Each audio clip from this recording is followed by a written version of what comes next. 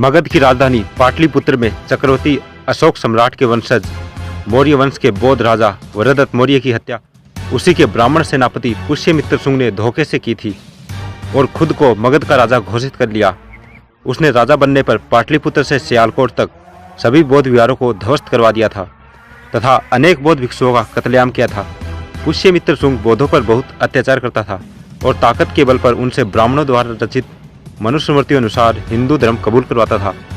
इसके बाद ब्राह्मण पुष्यमित्र शुंग ने अपने समर्थकों के साथ मिलकर पाटलिपुत्र और सियालकोट के मध्य क्षेत्र पर अधिकार किया और अपनी राजधानी साकेत को बनाया।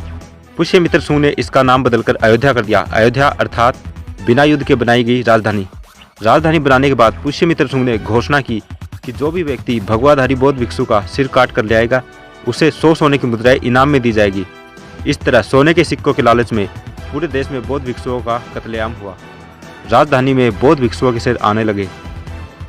इसके बाद कुछ चालाक व्यक्ति अपने लाए हुए सर को चुरा लेते थे और उसी सर को दोबारा राजा को दिखाकर स्वर्ण मुद्राएं ले लेते थे।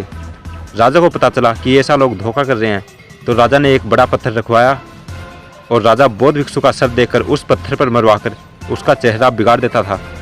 इसके बाद बौद्ध भिक्षु के सर को घाघरा नदी में फेंकवा देता था। राजधानी अयोध्या में बौद्ध भिक्षुओं के इतने सर आगे कि कटे हुए सरों से युक्त नदी का नाम सरयू अर्थात सरयू हो गया।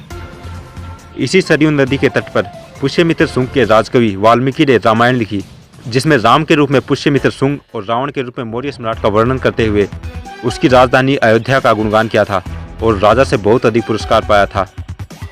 यही बात वामसेप के संस्थापक वामन मेश्राम भी कह रहे हैं। बुद्धा की जब क्रांति हुई तो क्रांति के विरोध में प्रतिक्रांति हुई और बृहदत्त की हत्या हुई। मौर्य सम्राट आखिरी बृहदत्त की हत्या हुई और हत्या करने वाला कोई और नहीं था, आर्य ब्राह्मण पुष्यमित्र शुंग।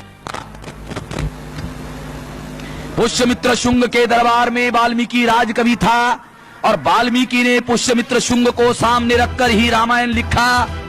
रामायण का राम कोई और नहीं है, पुष्यमित्र शुंग ही है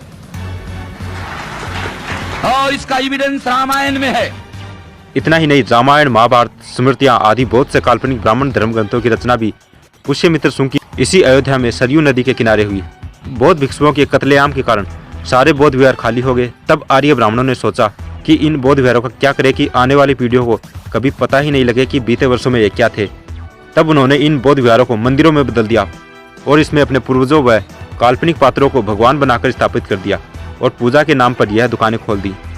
ध्यान रहे, वरदत्त मौर्य की हत्या से पूर्व भारत में मंदिर शब्द ही नहीं था और न ही इस तरह की संस्कृति थी। वर्तमान में ब्राह्मण धर्म में पत्थर मारकर नारियल फोड़ने की परंपरा है। ये परंपरा पुष्यमित्र शुंग के बौद्ध भिक्षु के सर को पत्थर पर मारने का प्रतीक है। पेरिया रामास्वामी नायकर ने भी सच्ची रामायण पुस्तक लिखी, जिसका इलाहाबाद हाईकोर्ट केस नंबर 412/1970 में वर्ष 1970-71 व सुप्रीम कोर्ट 1971-76 के बीच केस अपील नंबर 291/1971 चला, जिसमें सुप्रीम कोर्ट के justice PN Bhagwati, justice VR Krishna Iyer, justice Murtaza फातिज अली ने दिनांक 16 सितंबर 1976 को निर्णय दिया कि सच्ची रामायण पुस्तक यह सिद्ध करती है कि रामायण नामक देश में जितने भी ग्रंथ हैं वे सभी काल्पनिक हैं और इनका पुरातात्विक कोई आधार नहीं है, अर्थात फर्जी है।